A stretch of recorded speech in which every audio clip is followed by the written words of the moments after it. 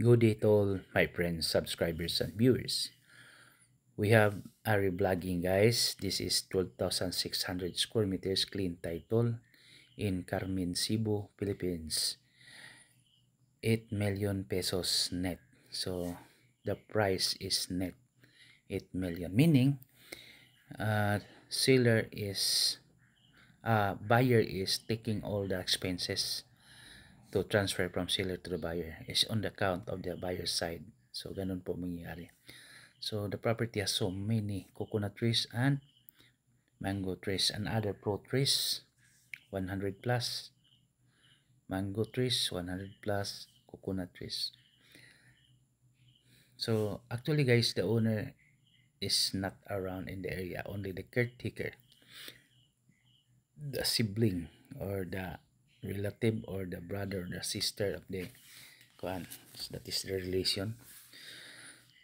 So the owner is forced to sell this property because the reason behind they cannot already accommodate in taking the property because they are outside of the country.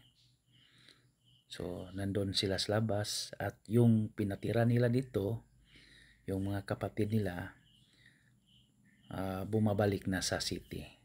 Nakatira lang sila dito noon nung nung COVID-19. Dito sila lahat.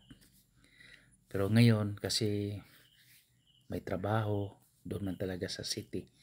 Carmen is just around, I think it's 1 hour drive from Cebu City. So, diyan po. Ang ganda talaga, may tree house pa dyan, may house and lot pa dyan. So, tapos may coconut dryer pa. So, maganda talaga. Kaya, sulit na sulit. Nandyan talaga, almost everything nandyan sa sa property. Kung mahilig ka talaga sa farming, income generating to guys.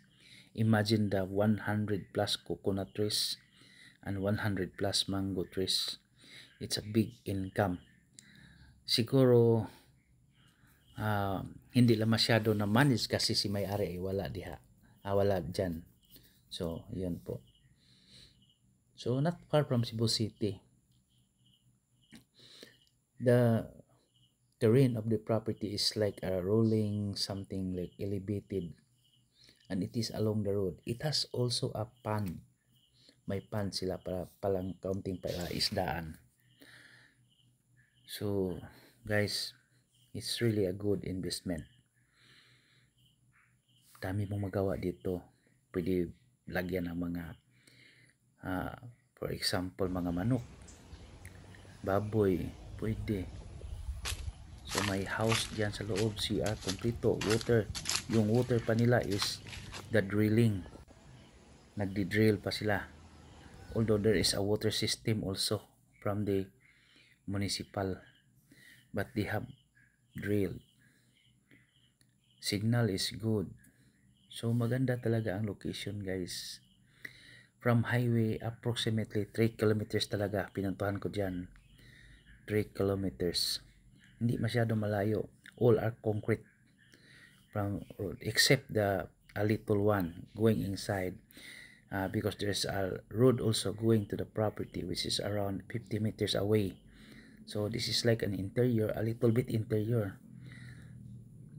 Malapit lang talaga, 50 meters. May vlog tayo dito na ako talaga kasi hindi ako marunong masyado maggamit ng drone na maliit. May drone kami maliit. Yung anak ko kasi may site inspection bukas, yun po. Pinapuntahan ko na lang at nag-drone na rin siya. Ito ang nangyari guys. So, maganda talaga ang location. May may mga duck. So alam nyo guys, kung marunong talaga tayo mag-asikaso ng farm, ang laking income talaga dito. Ito po yung coconut dryer dito yan. Okay. For inquiries, just contact me and please subscribe our YouTube channel we will process transfer of title. So mag-process tayo ng titulo. Then if you have properties for sale, just submit it to us. I will help you sell your property. So may star apple pa dyan, may other fruit trees, langka, guyabano, at marami pang iba guys. So this is the overview of the property. Ang ganda talaga. Okay, thank you and God bless to all. Bye.